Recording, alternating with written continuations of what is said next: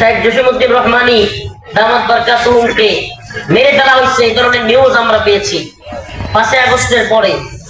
আমি বলেছি কারাগার ভেঙ্গে হলেও ঢুকে দেখবো শেখ জীবিত আছেন কিনা। হাজারো জনতা নিয়ে কারাগার ঘেরাও করেছিলাম কাশিমপুর। তখন কাশিমপুর কারা কর্তৃপক্ষ এবং সেনাবাহিনী বাধ্য হয়েছিল আমাকে, কোনো নিয়ম নাই কারাগারের নিজস্ব বাহিনী ছাড়া, কারাগারের প্রশাসন ছাড়া কাউকে ভিতরে ঢোকার কোনো পারমিশন নাই। কিন্তু আন্দোলন করে শেখ জসিমউদ্দিন রহমানীকে দেখবার জন্য ভিতরে ঢুকেছিলাম। শায়েখকে সুন্দরভাবে দেখে শায়েখের কথা শুনে তারপরে জেলখানা থেকে বের হয়েছিলাম। তো এই মানুষগুলোকে আজকে আপনারা আন্দোলন করে দেখতে হয় নাই, আপনারা এত সুন্দরভাবে পেয়ে গেছেন। আমাকে কথা দেন, শেখ জসিমউদ্দিন রহমানী হাফিজাহুল্লাহ এবং আমার প্রিয় বড় ভাই উম্মাহ দরদি রাহবার, যার সব সময় ফিকির এই উম্মতকে নিয়ে, শেখ হারুমিজান হাফিজাহুল্লাহর আলোচনা শুনে তারপরে যাবেন তো ইনশাআল্লাহ? যাবেন তো ইনশাআল্লাহ? এই তথাকথিত সেলিব্রিটিজম ভাইরাল হবে। কেউ মঞ্চে কেউ কথা বলিয়েন না, দাঁড়ান। মঞ্চে কেউ কথা বলবেন না, দাঁড়াবেন প্লিজ। ঠিক আছে, আপনারা সামনে থেকে আর এইভাবে বলিয়েন না। তো আপনারা তাদের আলোচনা শুনবেন, আমি তো তাদের উত্তরসূরি হিসেবে আপনাদের সামনে বসছি। তাদেরকে মোহাব্বত করি, ভালোবাসি, তাদের চেতনা, তাদের আদর্শ অন্তরে লালন করি।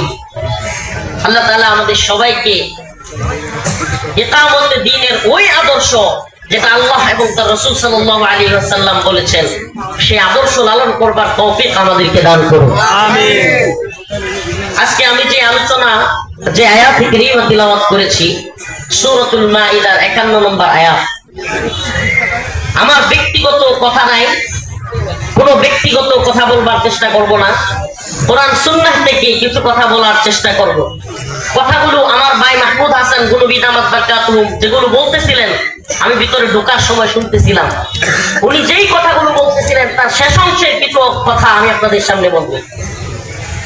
শেখ মাহমুদ হাসান গুনবী হাফিজাহুল্লাহ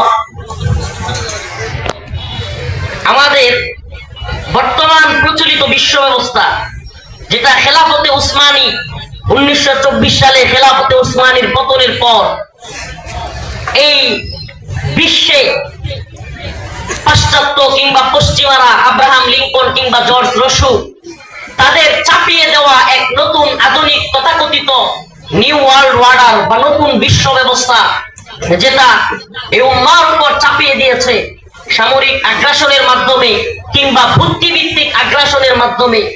এই খেলাফতে উসমানীর পতনের পরে এই উম্মতের উপর পাশ্চাত্য একটা বুদ্ধিভিত্তিক চেতনা আমাদের উপর চাপায়া দিছে।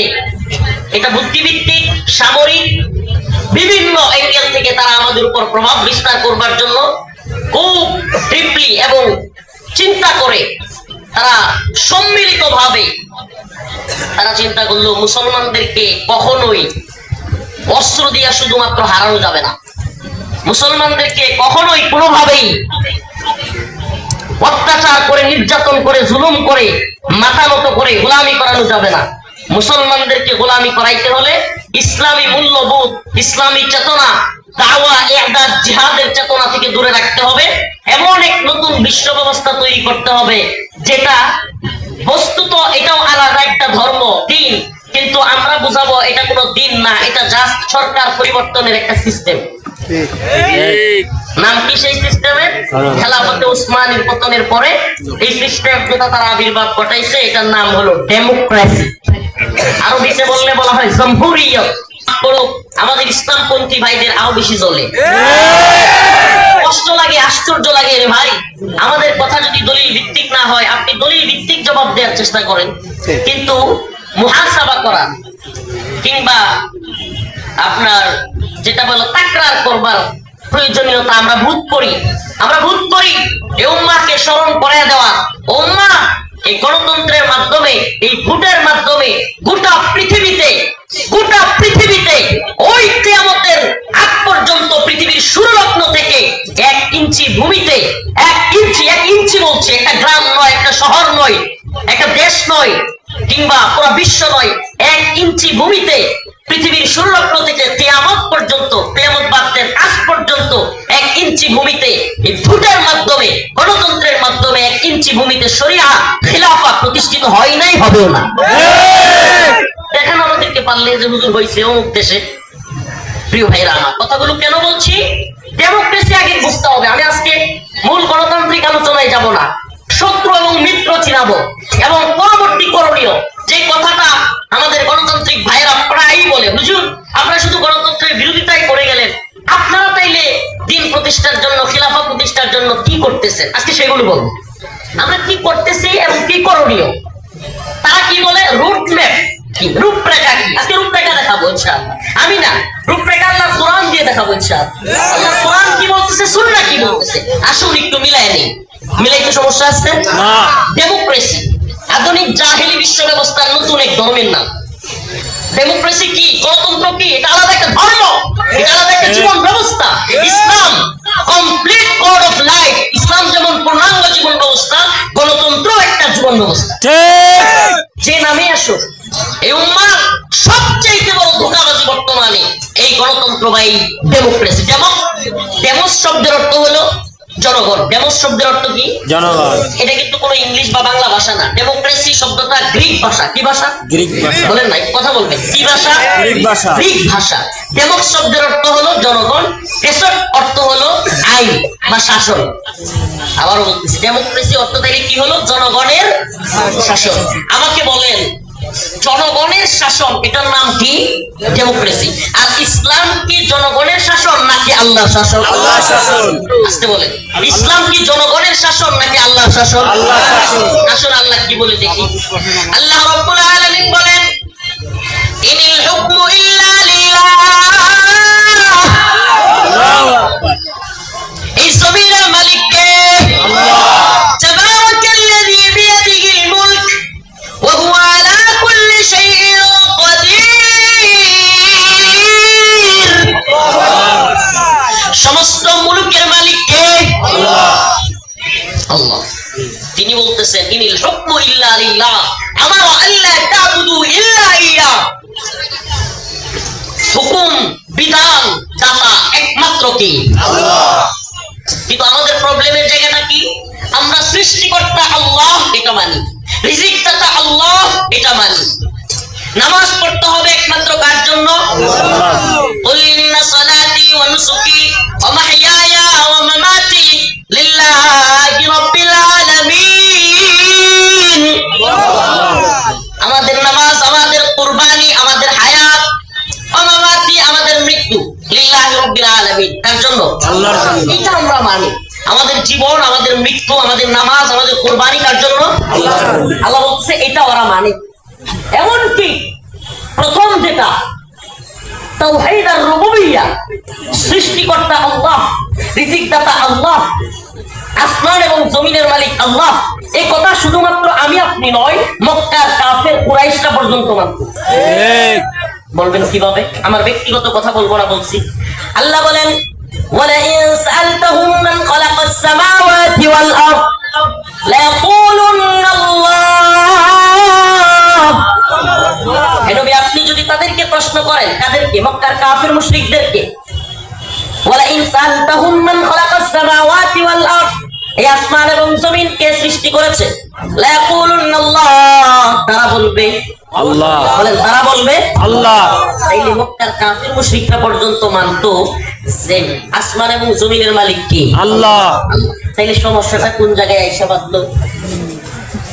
আসমান এবং জমিনের মালিক আল্লাহ, এ কথা আপনি আমি বিশ্বাস করলে এই পৃথিবীর তথাকথিত তাগুতি বিশ্ব ব্যবস্থার যারা মালিক, নাউজুবিল্লাহ, যারা প্রভু, আমেরিকার কোনো সমস্যা নাই, ইসরায়েলের কোনো সমস্যা নেই, ভারতের কোনো সমস্যা নাই, পশ্চিমা বিশ্বের কোনো সমস্যা নাই।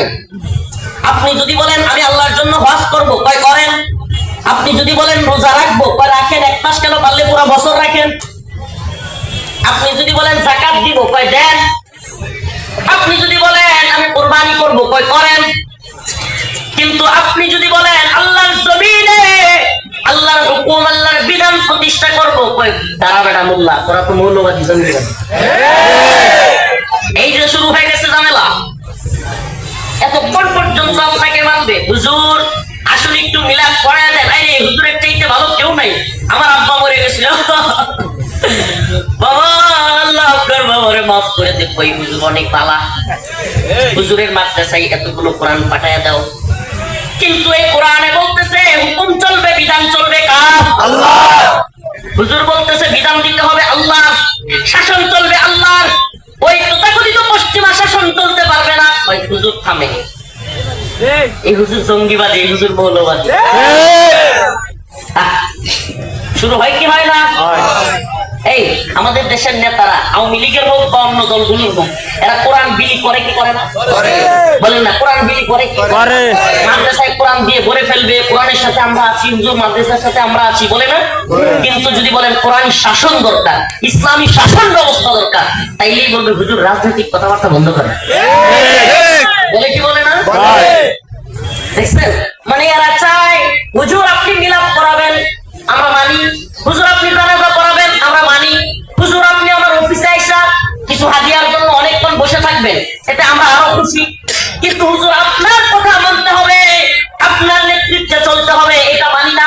আমি দাঁড়ায়া প্রস্তাব করবো, আমি সুদ খাবো, ঘুষ খাবো, দুর্নীতি করবো, অনিয়ম করবো, আমি এলাকায় জুলুম করবো, সবকিছু করবো, কিন্তু দিন শেষে নেতৃত্ব আমারটাই মানবেন আপনি। বুঝলেন নাই? প্রিয় ভাইরা আমার, আস্তাগফিরুল্লাহ, কথাগুলো বলতাম না। আমার এলাকায় যদি কেউ যাওয়ার ইয়া হয়ে থাকে, আমি ছোটবেলা থেকেই ওই যে বক্তব্য মনে আছে যে আমার ডিকশনারিতে আল্লাহর বিরুদ্ধে গেলে কোনো প্রধানমন্ত্রী নাই, মনে আছে? একটু আস্তাগফিরুল্লাহ আস্তাগফিরুল্লাহ আস্তাগফিরুল্লাহ বারবার বলতে অহংকার না। একটু খবর নিয়ে নেতৃত্ব নাই যে মাদানী সব এলাকায় কিভাবে থাকে, কিভাবে চলে। কাউরে গুনার আমার টাইম নেই, কখনো গুনি না। আল্লাহর জমিনে আল্লাহর গোলামি করি, আল্লাহর দালালি করি, কোন ব্যক্তির কোন দলের দালালি করি না। আমার কাছে আসলে যদি আপনি আল্লাহর পক্ষের হয়ে থাকেন, দ্বীনের পক্ষের হয়ে থাকেন, আসেন, ওয়েলকাম। কিন্তু শয়তানি করবেন, ভণ্ডামি করবেন, টাইম নেই। প্রিয় ভাইরা, শুধু বলার জন্য বলতেছি না, নেত্রকোনায় খবর নিয়ে দেখেন, আলহামদুলিল্লাহ। আমার থানা পূর্ব বলায় খবর নিয়ে দেখেন, আলহামদুলিল্লাহ। সমস্ত জুলুমের বিরুদ্ধে আমি তীব্রভাবে প্রতিবাদ করি, সে যত বড় হোক। আওয়ামী লীগের সময় আওয়ামী লীগের বড় নেতা হোক, কিংবা বর্তমান সময়ে যারা নেতৃত্ব কর্তৃত্ব দেখাতে চায়, যার কার বিরুদ্ধে অন্যায় জুলুম হইলেই আমি তাদের বিরুদ্ধে রুখে দাঁড়াই। প্রিয় ভাইরা আমার, বন্ধুগণ আমার, এতে কইরা আমি কিছু সমস্যা ফিল করতেছি। কি রে, এরা যদি সব হুজুরারে ভালো পায়, আমার দেখতেই পারে না, কাহিনী কি? এরা সামনাসামনি খুব মহব্বত করে দেখায়, তো আমার লেগে আসলে খালি আমার বিরুদ্ধে কি করতে, কাহিনী কি? হুজুর সব হুজুরা আমাদের পিছনে ঘুরে, আর আমরা আমাদের ভিতরে ঘুরতে হয়, লাগে সহ্য করতে হয়। কারণ আলেমদেরকে এরা ক্ষমতার মসনদে, আলেমদেরকে এরা নেতৃত্বের আসনে দেখতে চায়। আপনারা আল্লাহ মৌলবী মানুষ, মিলাদ কিয়াম পড়াইবেন, তারপর একটু জানাজা পড়াইবেন, হাদিয়া তুফা কিছু দিলে খুশি থাকবেন, আমার বাপ মার লাগি দোয়া করাইবেন। আমরা আমার নেতৃত্ব, আপনারা বুঝেনটা কি হয় না? আমাকে এক সাংবাদিক, আমার প্রিয় ভাই ইলিয়াস হোসেন ভাই, খুব কটূক্তির স্টাইলে কিছু কথা বলেছিল। আমি আজকে এই প্রথম এই বিষয়টা নিয়ে মুখ খুলতেছি। আমি কেন ওই দিন টকশুতে, বা তার সাথে টকশু ছিল না, ওইটা আসলে আমাদের দুই মাজলুম ভাই আসিফ আদনান এবং জাকারিয়া মাসুদ, তাদের নামে জঙ্গি ট্যাগ দেওয়ার কারণে ওনার সাথে আমার খুব ভালো সম্পর্ক ছিল, ইলিয়াস ভাইয়ের সাথে, ফোনে যে ভাই এটা নিয়ে একটু কথা বলা দরকার, আবারও জঙ্গি নাটক শুরু হয়ে গেছে। তো এই বিষয়ে কথা বলতে গিয়ে উনি একটা অন্য সাইটে চলে গেছিল, এটা কোনো টকশো ছিল না। তো আমি কেন ওই দিন প্রতিবাদ জানাই নাই, আজকে বলেই ফেলি। আমি এই প্রথম কথাটা বলতেছি, কারণ কি জানেন, এই সাংবাদিক ইলিয়াস ভাই আমাদের ফারাবি নাম শুনছেন আপনারা, তার মুক্তিতে কি পরিমাণ অবদান রাখছে, অনেক চেষ্টা করতে। শুধু ফারাবি না, আরো অন্যান্য মাসদুম যারা আলেম ছিল, শেখ জসিমউদ্দিন রহমানী সহ আরো যারা ছিল, ওনাদের মুক্তির জন্য এই বান্দা চেষ্টা করে। এই জন্য আমি আসলে ওই টকশুতে তাকে বিরুদ্ধে নিয়ে, আমি চাইলেই তাকে দাববানা জবাব দিতে পারতাম, অনেকগুলো কথা বলতে পারতাম। সে কিন্তু একবার পরবর্তী এক লাইভে এসে এটাও বলছে যে আমি রফিক পাদানি ভাইকে মহাব্বত করি, সে যদি আমার জুতা দিয়েও পিটাইতো আমার ইয়াতে, তবু আমি কখনোই তার বিষয়ে করতাম না। শুনছেন কিনা আপনারা? কিন্তু আমি ওইটা কেন করি নাই, যে মানুষগুলো আলেমদের মুক্তির ব্যাপারে কাজ করে, এরা যদি কখনো কষ্টের আগে কোনো কথাও বলে ফেলে, সহ্য করি, এছাড়া আর কিছুই না। চাইলে তারা দাঁত ভাঙা জবাব দেওয়া, আমি এমনিতেই একটু ঠুটখাড়া, আমার সবাই আমি কথা বলতে পারি, সমস্যা ছিল না। তো আমি কেন বলি নাই, এতটুকু ধৈর্যের জন্য ধরেছি যে আল্লাহ যেন তাকে দ্বীনের কাজে লাগায়।